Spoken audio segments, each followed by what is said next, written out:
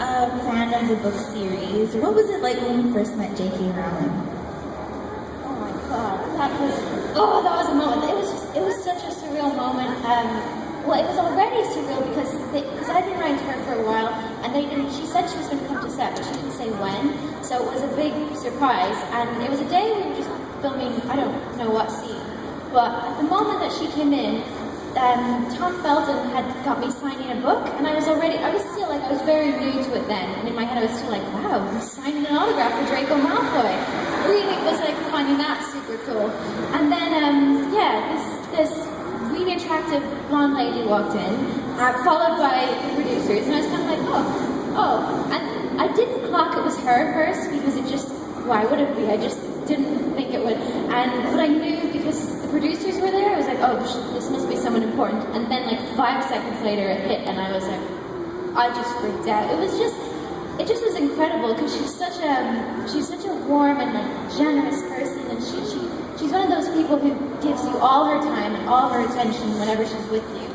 And then you think, wait, this woman created all this, everything that's around us, and everything that I've been sort of dreaming about and thinking about for the past years, and the fact that it's all contained in one small person is just mind-blowing.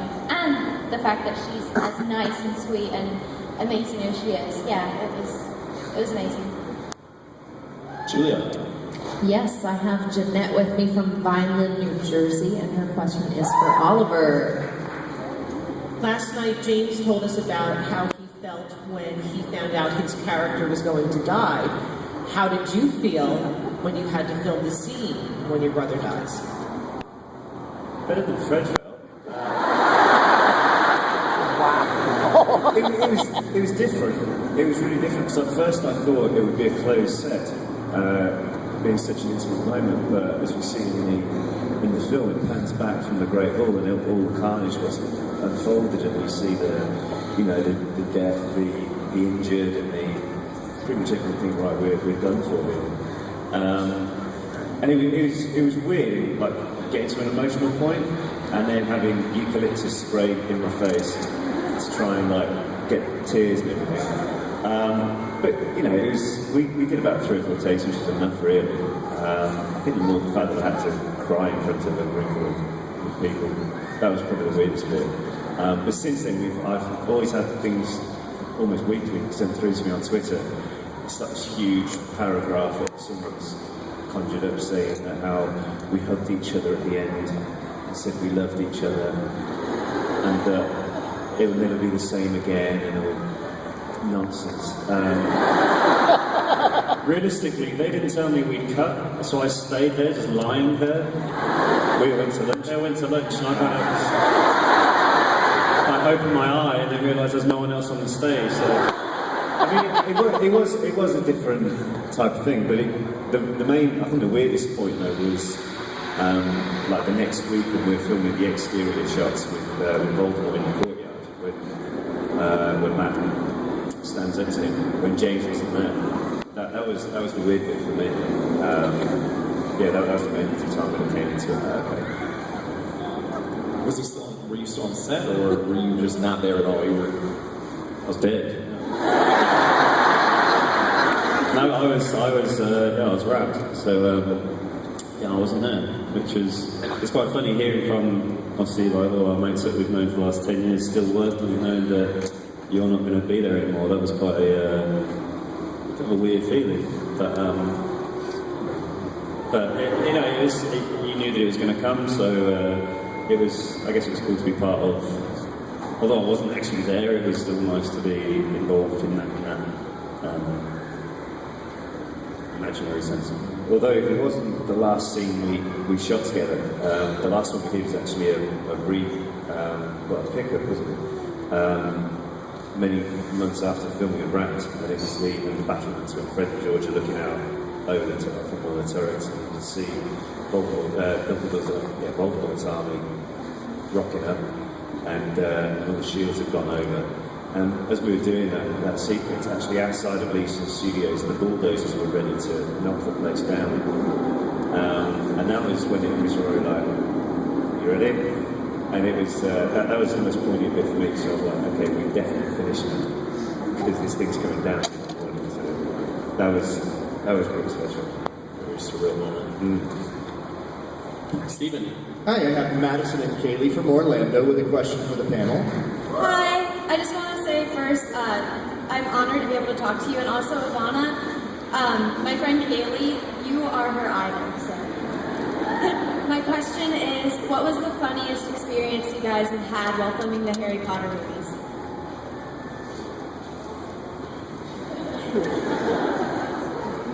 That we can say. There's been so many, to be honest with you. Like, I mean, for us guys, 14 years, and Nirvana's 5 or 6. Like, so many funny moments. I'm trying to think of a really... It's one that stands out right now. I remember we were filming down a scene in, and we were filming one scene with it. We came off set, and Liam Gallagher was just standing there from the lead singer from Oasis.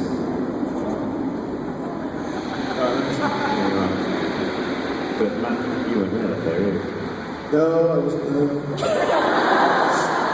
I mean, like, Oasis are like my favourite band that Liam came to visit, and these guys took great pleasure in telling me that they got to meet him, and I wasn't there. Where were you? I just wasn't working that day, I was back home. And they knew as well, they knew how much of a fan I was. I think they did it on purpose. Yeah, so It was just pretty surreal there to walk out of Gringotts Bank and see, and he was with one of the guys from the Stone Roses, so he was just like, "Alright, mate." I mean, you're like, hey man, what's up? But then like, we've got all these huge exteriors there. And we're like, "Oh, good to see you." Yeah. I like the train. What, the whole things like sort of carriage exterior. Actually, I just remembered one which does actually stand out, but we did actually get in trouble for laughing at this. It was in the 5th movie, in the Room of Requirement, when the Room of Requirement is discovered, and everyone's supposed to look all shocked, and the camera kind of pans on one person and pans across to everybody. And by the end of it falls on like us guys and Rupert, and every take someone would just go. And when someone does it, then it's just impossible. So That was mirrors in that scene, wasn't it? Yeah. So we were all standing in one line, so you saw it like ripple across people's shoulders and Rupert's the worst for that though. That scene, your scene. Yeah, it was terrible. Like, it literally took them all day, didn't it? Yeah, there was a line that Rupert had to say to Devon about having you want a fistful of Weasley. Yeah. Come on. He couldn't say it. And then it just, again, the infectious laughter just spread to everyone. We wasted a full day. It was so hard for you because you were trying to go like, you were supposed to be angry. That's it. I was meant to be like really annoyed with Harry, and then Rupert comes in and does that, and everything just went downhill for the whole day. I couldn't stop, Matthew couldn't stop, Dan, he just set everybody off. We took like an early lunch and we were like, just guys, just go get it out of your system. That didn't work. 10 hours later, still filming the same scene. Aaron, where's it? Right over here with Mackenzie from Georgia, who has a question for any of you guys. Okay, so when you see your fans there,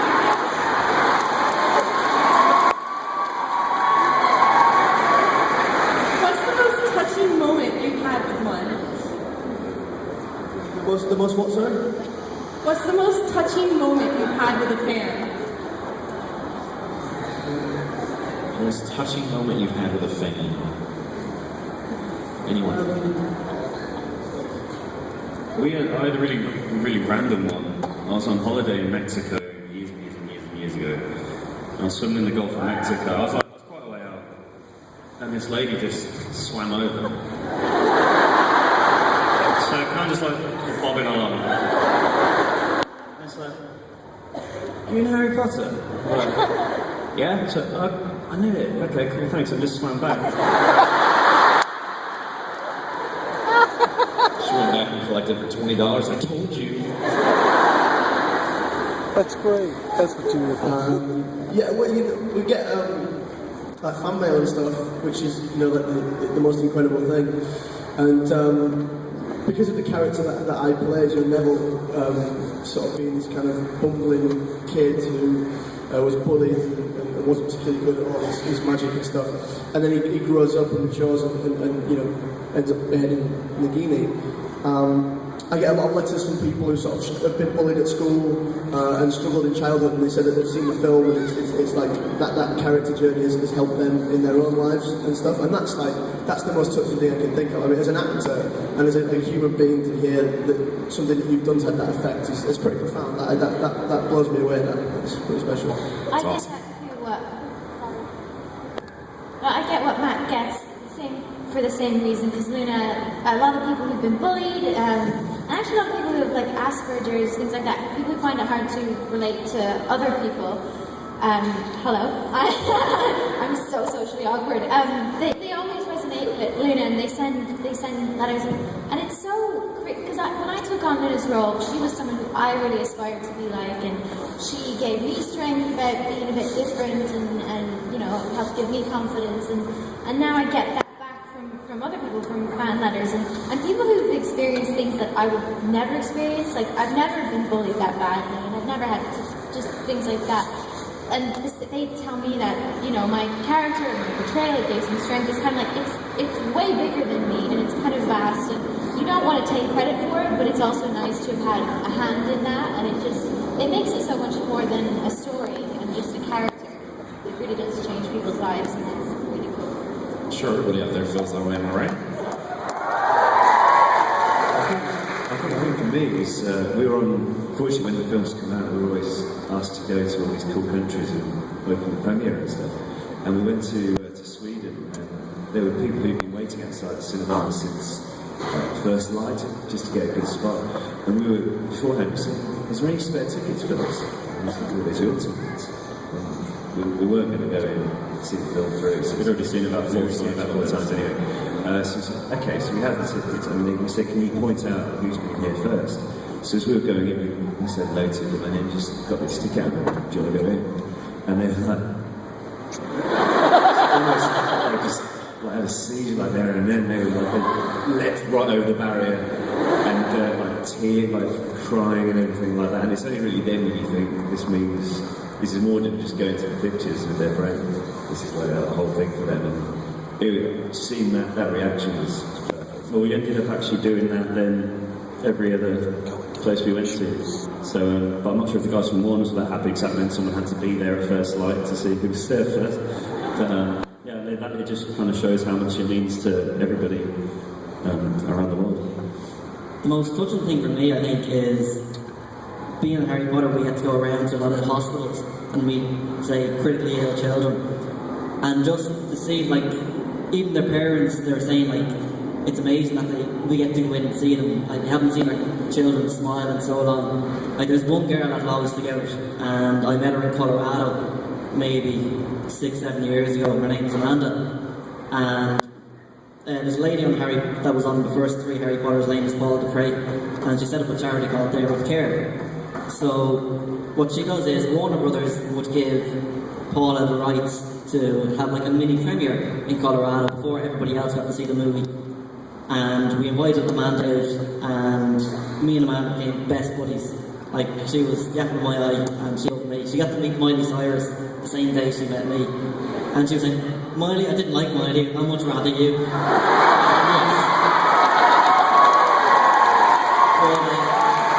Yeah, like, it's kind of like we email each other every week and every second week.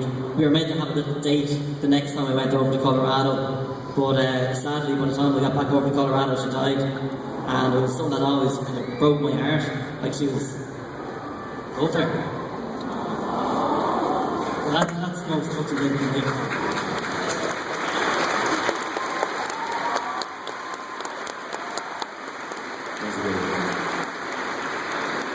Jason, we have our last question of the day. It's going to be from Brianna from Georgia. If you could pick one spell to use every day, what would it be? One spell to use every day. Lumos. I actually hit my, you know, you get out of bed and you step on a plug which is upside down. I did that this morning. If my one was there, I could lie and see what I was doing. Yeah. I'll probably pick Expecto Patronum because I don't know, it just gives you a little lift, and I'd like a little animal galloping around me all the time. It's so special. Cat? Probably. Although I'm thinking for squirrels at the moment, so right now I'd like a squirrel. Use both. I'm not gonna lie, I'm not gonna use any spells. Because everything would just go wrong.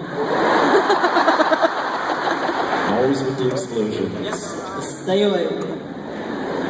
I think I know Laura. I'm always getting locked out of house. It would definitely save me the embarrassment when the neighbour comes home and says, Mr. Keegan, yeah. Yeah, that'd be really helpful. Yeah, that's a good one. I drive a lot, and I get road rage a lot. And there's so many times on the road, like, Avada Kedavra would just come straight at me.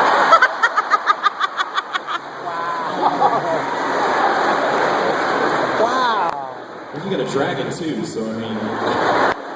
Seriously, people need to stop messing with me on the road. Like, dragging, it's coming out. I don't know. It's dangerous.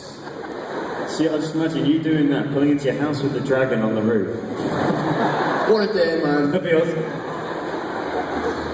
All right, man. That is all the questions that we have time for now, guys. Thank you very much.